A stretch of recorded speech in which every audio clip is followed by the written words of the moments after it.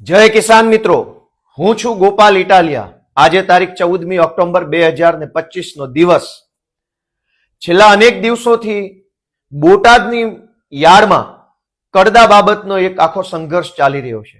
આમ આદમી પાર્ટી ગુજરાતના ખેડૂતોના સમર્થનમાં અને કડદો કરનારાઓના વિરુદ્ધમાં એક લડાઈ લડી રહી છે। શાંતિપૂર્વક રીતે બોટાદના માર્કેટિંગ યાર્ડમાં ઘણા સમયથી આંદોલન ચાલતું હતું અને આ આંદોલન વધુ શાંતિપૂર્વક રીતે આગળ વધે એવા આયોજનના ભાગરૂપે હળદર ગામમાં એક મહાપંચાયતનું આયોજન કરવામાં આવ્યું। આ મહાપંચાયતના આયોજન ઉપર ભાજપી કડદા પાર્ટીના નેતાઓના કહેવાથી કડદાબાજોના સમર્થનમાં અને ખેડૂતોના વિરોધમાં પોલીસે લાઠીચાર્જ કર્યો, ટીયર ગેસના સેલ છોડ્યા, ઘરમાં જઈને નિર્દોષ માણસોને બેરહેમીપૂર્વક માર માર્યા, ઘરની અંદર જઈને તોડફોડો કરી, દરવાજા તોડ્યા, દુકાનો તોડી, લાઇટો તોડી, ગાડીઓ તોડવાનું કામ ભાજપી કડદા પાર્ટીના સપોર્ટથી ભાજપની અને બોટાદની પોલીસે કર્યું।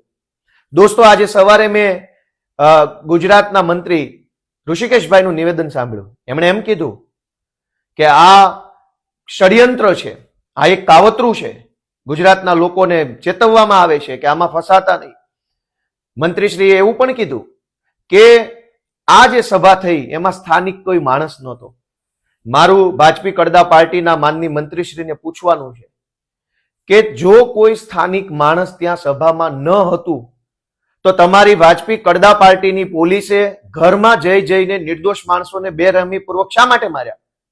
જ્યારે મંત્રી જાહેરમાં એવું બોલે છે, કડદા પાર્ટીના મંત્રી, કે કોઈ સ્થાનિક માણસ હતો જ નહીં ત્યાં, તો પછી તમારી પોલીસને નથી ખબર કે સ્થાનિક માણસ નતો? તમને ખબર છે કે સ્થાનિક નતું કોઈ, તો તમારી પોલીસે સ્થાનિક માણસોને માર શા માટે માર્યો? જગ જાહેર વિડીયોમાં દેખાય છે કે પોલીસે ઘરમાં જઈને દરવાજા તોડીને, પાટા મારીને દરવાજા તોડી નાખ્યા, ઘરના ટીવી તોડી નાખ્યા, ફ્રીજ તોડી નાખ્યા, લેમ્પ તોડી નાખ્યા, માણસોને માર્યા। અને સ્થાનિકોને શા માટે માર્યા? હકીકત તો એ છે કે ગુજરાતમાં ભાજપના મંત્રી હોય કે ભાજપના ધારાસભ્યો હોય, પટાવાળાથી વધુ કોઈની હેસિયત નથી। હું 50 વખત જાહેરમાં નિવેદન આપી ચૂક્યો છું કે ભાજપના મંત્રી અને ધારાસભ્યોની લાયકાત માત્ર એક પટાવાળા જેવી રહેવા દીધી છે ભાજપે। અને હું જયારે આ વાત કહું છું કે પટાવાળાઓ છે, ત્યારે ભાજપને બહુ વહમું લાગે છે, આકરું લાગે છે। પણ આજે કડદાબાજોના સપોર્ટમાં, કડદો કરનારાઓના સપોર્ટમાં, ખેડૂતોને લૂંટનારાઓના સપોર્ટમાં આખી ભાજપી કડદા પાર્ટી ઉતરી આવી છે। ટીવીમાં, સોશિયલ મીડિયામાં, બધી જ જગ્યાએ ભાજપી કડદા પાર્ટીના બધા જ નેતાઓ લાગી પડ્યા છે આમ આદમી પાર્ટીના વિરોધમાં અને હળદરની ઘટનાના અનુસંધાનમાં। પણ એક પણ નેતાની હિંમત થઈ કે કડદો સાચો છે કે કડદો ખોટો છે એવું બોલી બતાવે? નહીં। 4-5 દિવસથી આ સંઘર્ષ ચાલુ છે કડદા બાબતનો। એક પણ મંત્રી, કૃષિ મંત્રી સહિત, મુખ્યમંત્રી સહિત, ગૃહમંત્રી સહિત કોઈ ધારાસભ્યની એવી હિંમત ન થઈ કે કડદા ઉપર એક નિવેદન આપે। જે લોકો કડદા ઉપર એક નિવેદન નથી આપી શકતા એ પટાવાળા ન કહેવાય તો શું કહેવાય? નેતા હોત તો છાતી કાઢીને ખોખારો ખાઈને બોલ્યા હોત કે આ કડદો સાચો છે અથવા તો કડદો ખોટો છે। કડદો સાચો છે કે કડદો ખોટો છે એ વાત જે પોતાની બોલી નથી શકતા એવા પટાવાળાઓની સરકાર છે। અને ધારાસભ્યો પટાવાળા નહીં તો શું? અને પટાવાળા ના હોત તો બોલ્યા હોત। આજ આ જે ઘટના બની છે હળદર ગામની, એની મારે ગુજરાતના ખેડૂતોને માહિતી આપવી છે। મેં પોલીસ ખાતામાં નોકરી કરી છે। હું કાયદા, નીતિ, નિયમ, પ્રક્રિયા બધું જાણ્યા પછી હું ગુજરાતને જણાવવા માંગુ છું કે હળદરમાં શું ઘટના બની હતી। ભાજપી કડદા પાર્ટીના નેતાઓ 2 દિવસથી લાગ્યા છે, ચોંટ્યા છે, બહારના માણસો હતા।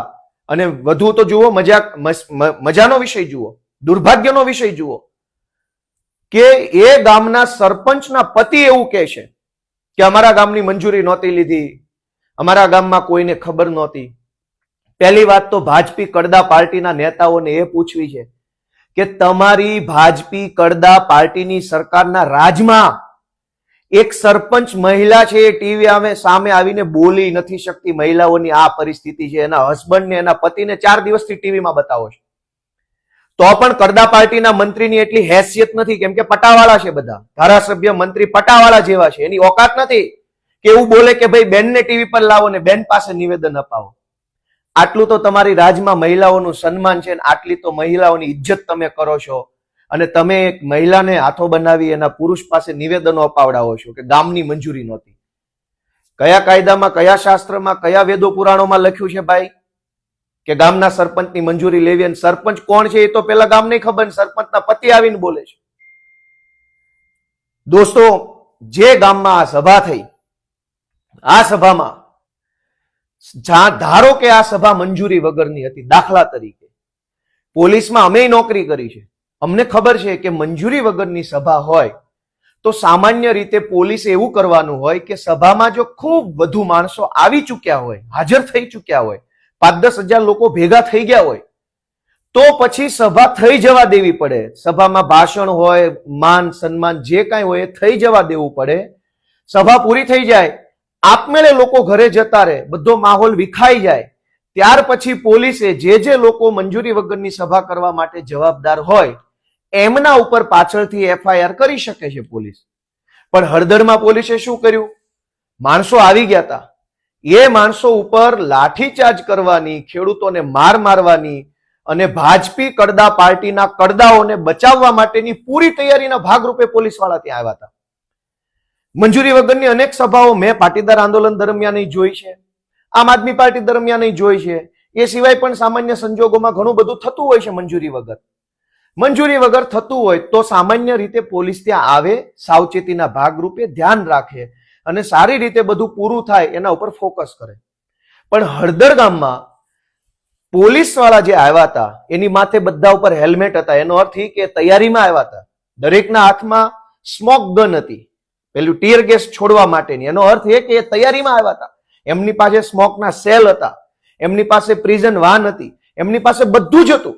એનો અર્થ એમ કે ભાજપી કડદા પાર્ટીના નેતાઓના કહેવાથી કડદાબાજોને બચાવવા માટે, ચોર લૂંટારા લફંગાઓને બચાવવા માટે પોલીસ માર મારવાની તૈયારી સાથે, ખેડૂતોને ડરાવવાની તૈયારી સાથે ત્યાં હાજર રહ્યા હતા. નહીતર તો પોલીસ ભલે આવે હળદરમાં, પણ આવી અને સભા પૂરી થાય ત્યાં સુધી શાંતિપૂર્વક રીતે ઉભા રહી શકતા હતા. પરંતુ પોલીસે શું કર્યું? શાંતિપૂર્વક રીતે જે સભા ત્યાં ચાલુ હતી એ સભા ઉપર પોલીસે પેલા પથરા ફેંક્યા. પોલીસની સાથે આવેલા બુટલેગરોએ ત્યાં માથાકૂટો ચાલુ કરી અને પછી પોલીસ તો પોતાના તૈયારીમાં જ હતા. ટીયર ગેસની તૈયારીમાં હતા, હેલ્મેટની તૈયારીમાં હતા, લાઠીની તૈયારી, બધી ફૂલ તૈયારી હતી. શું કામ? કે ખેડૂતોને માર મારીને કડદાબાજોને બચાવવાના હતા. અને આ કડદાબાજોને બચાવવા માટે થઈ ખેડૂતોને બેરહેમીપૂર્વક માર મારવામાં આવ્યો છે. દોસ્તો, ભાજપના નેતાઓને જ્યારે સાચું કહીએ છીએ ત્યારે એમને કડવું લાગે છે, ત્યારે એમને બહુ તકલીફ થાય છે, પણ સત્ય તો સત્ય છે. આજ સવારથી અને આમ તો ગઈકાલ રાતથી તમામ પ્રકારના મંત્રી, સંત્રી, ધારાસભ્ય, બારાસભ્ય બધા જેમ ફાવે એમ બોલે છે કે ગુજરાતમાં આમ આદમી પાર્ટી અરાજકતા ફેલાવે છે, આમ કરે છે, તેમ કરે છે, ગુજરાતની જનતાને ફસાવે છે, ફલાણું. પણ એકેય મંત્રીની કે એકેય ધારાસભ્યની એવી હેસિયત છે કે માર્કેટિંગ યાર્ડમાં ચાલતા કડદા ઉપર એક શબ્દ બોલે? જેની કડદા ઉપર 3 લીટી બોલવાની હેસિયત નથી અને પટાવાળા કહેવાય કે ધારાસભ્ય કહેવાય? આ અમે બોલીએ છીએ. શું કામ? અમે અમારા ખેડૂતોના સ્વાભિમાન માટે બોલીએ છીએ. અમે ખેડૂતોના મતથી જીત્યા છીએ, ભાજપના એહસાનથી નહીં. દોસ્તો, જે હળદરની, બોટાદની ઘટના બની છે એ ગુજરાતભરની જનતાએ આંખ ઉઘાડવા જેવી ઘટના છે કે જો તમે સરકાર સામે કઈ માંગણી મૂકશો, અવાજ ઉઠાવશો તો સરકાર અને સરકારની પોલીસ બંને ભેગા મળી અને તમને મારશે, અધિકાર નહીં આપે. ભૂતકાળમાં જ્યારે શાળાના ફી વધારાના આંદોલન થયા, ફી વધારાના વિરોધમાં વાલીઓના, ત્યારે પણ પોલીસ આવી જાય છે શાળાને બચાવવા માટે. બુટલેગરો વિરુદ્ધ જનતા રોડ ઉપર આવે તો પોલીસ આવી જાય છે બુટલેગરોને બચાવવા માટે. એક્સિડન્ટ કરે કોઈ દારૂ પીને, ડ્રગ્સ પીને, અને એ એક્સિડન્ટ કરનારને સજા થાય એવી માંગણી સાથે જનતા રોડ ઉપર આવે તો તરત પોલીસ એ બુટલેગરોને અને એ નબીરાઓને બચાવવા માટે આવી જાય છે. કોઈ જગ્યાએ રોડ ખરાબ હોય, રસ્તા ખરાબ હોય, સુવિધા ખરાબ હોય, જનતા આંદોલન કરે તો તરત પોલીસ આવી જાય છે કડદાબાજોને બચાવવા માટે. ગુજરાતમાં તમે જુઓ તો 12 માસ પોલીસનું કામ ભાજપના કડદાબાજો, ચોરો, ભાજપના લફંગાઓ, ભાજપના ભ્રષ્ટાચારીઓ, ભાજપના ગુંડાઓને બચાવવા માટેની પોલીસ રાખી છે. જનતા માટે કોઈ પોલીસ નથી ગુજરાતમાં. જનતાને તો દબાવે, જનતાને માર મારે, જનતાને જેલમાં પૂરે, ખોટા કેસ કરે. અને મંત્રી ઋષિકેશભાઈ તો એવું કહે છે કે ગામનું કોઈ હતું નહીં. ગામનું કોઈ હતું નહીં ગામમાં. અને ધારો કે બધા બાર ગામથી આવ્યા હતા, તો ગામના લોકોને તમારી પોલીસે શું કામ માર માર્યો? ઘરમાં ઘૂસી ઘૂસીને તોડફોડ શું કામ કરી? દોસ્તો, ભાજપની સરકાર કડદાબાજોના સમર્થનમાં છે, ભાજપના મંત્રી કડદો કરનારાઓના સમર્થનમાં છે, અને આમ આદમી પાર્ટી ખેડૂતોના સમર્થનમાં છે. નિર્ણય તમારે લેવાનો છે કે તમે કોના સમર્થનમાં છો, કડદાબાજોના કે ખેડૂતોના. દોસ્તો, આમ આદમી પાર્ટી ગમે તેવી મજબૂતમાં મજબૂત લડાઈ લડવા માટે તૈયાર છે અને સક્ષમ છે. અને હું છેલ્લે બધાને એક વિનંતી કરવા માંગુ છું કે ક્યાં સુધી આપણે સહન કરશું, કેટલું સહન કરીશું? દરેક વ્યક્તિ ઉપર અત્યાચાર, અન્યાય થઈ રહ્યો છે. કેટલીક જગ્યાએ ગુંડાઓ અન્યાય કરે છે, ગુંડા સામે ફરિયાદ કરવા જાવ તો પોલીસ અન્યાય કરે છે, પોલીસ વિરુદ્ધ ફરિયાદ કરવા જાવ તો નેતા હેરાન કરે છે, નેતા તકલીફ આપે છે. જનતા ક્યાં સુધી આ સહન કરશે? કેટલું સહન કરવામાં આવશે? જે ઘટના બોટાદમાં બની છે એ ઘટના નિવારી શકાય હોત. આજ સવારથી અને ગઈકાલ બપોર પછીથી ભાજપના જેટલા કડદાબાજો સ્ટેટમેન્ટ આપી રહ્યા છે, એ તમામ કડદાબાજો 4 દિવસ પહેલા બોલ્યા હોત કે કડદો ખોટો છે, તો હળદરની ઘટના જ ન બને છે. આજથી 4-5 દિવસ પહેલા રાજુભાઈ પહેલી વખત જ્યારે માર્કેટિંગ યાર્ડ બોટાદમાં ગયા, ત્યારે ભાજપના એક પણ કડદાબાજે નિવેદન ન આપ્યું કે આ ઘટના સાચી છે કે ખોટી છે, કડદો થાય છે કે કડદો નથી થતો, કડદો થવો જોઈએ કે કડદો ન થવો જોઈએ. કોઈ નિવેદન ન આપ્યું. 4 દિવસ સુધી આખી ભાજપી કડદા પાર્ટીની સરકારે એક પણ નિવેદન ન આપ્યું. ભાજપના તમામ કડદા ખાતાના બધા જ અધિકારીઓ જે કાંઈ હોય કડદા વિભાગમાં, એ બધા કંઈ ન બોલ્યા. જેવું આયોજનબદ્ધ રીતે હળદર ગામની અંદર પોલીસે અત્યાચાર કર્યો, લાઠીચાર્જ કર્યો, એટલે આજે બધા જ ભાજપના જે કાંઈ હોય પ્રદેશ લેવલના કડદાઓ, એ બધા કૂદીને બોલે છે, કૂદીને સ્ટેટમેન્ટ આપે છે. તો બોલો ભાઈ, તમારામાં હિંમત હોય તો કે આ કડદો સાચો છે ખોટો. ગુજરાતભરના અનેક માર્કેટિંગ યાર્ડમાં ખેડૂતોનું રીતસરનું શોષણ થાય છે. ખેડૂતોનું લોહી ચૂસવાનું બાકી રાખ્યું છે ખાલી. અનેક માર્કેટિંગ યાર્ડમાં, જેમ કે ફળની હરાજી કરતા યાર્ડમાં 10% કમિશન લેવામાં આવે છે. મગફળીની અંદર ખરીદી જે યાર્ડમાં થાય છે એમાં કડ કરવામાં આવે છે, કડ વજન કાપી લેવામાં આવે છે. કપાસની અંદર કડદો કરવામાં આવે છે. બીજી ત્રીજી જણસની અંદર પણ ખેડૂતો પાસેથી વજનના નામે, કટા એટલે કે બારદાનના નામે, મજૂરીના નામે, તોલમાપના નામે અનેક પ્રકારની લૂંટફાટ મચાઈ લેવામાં આવે છે. આખા ગુજરાતના માર્કેટિંગ યાર્ડની અંદર મોટા ભાગે ખેડૂતો સાથે અન્યાય થઈ રહ્યો છે. ત્યારે આ ભાજપી કડદા પાર્ટીના એકેય નેતા સ્ટેટમેન્ટ નથી આપતા. જ્યારે ખેડૂતો માટે આમ આદમી પાર્ટી લડવા આવી તો ગૃહમંત્રી ને ફલાણા મંત્રી, ઢેકણા મંત્રી બધાય પટાવાળા આવીને મંડ્યા બોલવા. મારી ભાજપના બધા જ પટાવાળાઓને વિનંતી છે કે પટાવાળાએ વચ્ચે બોલવું નહીં, તમારા શેઠને મોકલો. પટાવાળાનું નમ્ર નિવેદન છે કે અમારી ખેડૂતોની અને ભાજપ પાર્ટીની લડાઈ છે, વચ્ચે પટાવાળાઓએ પડવું નહીં. એ બધા જ પટાવાળાઓને નમ્ર વિનંતી છે. જય જય ગરવી ગુજરાત, જય કિસાન.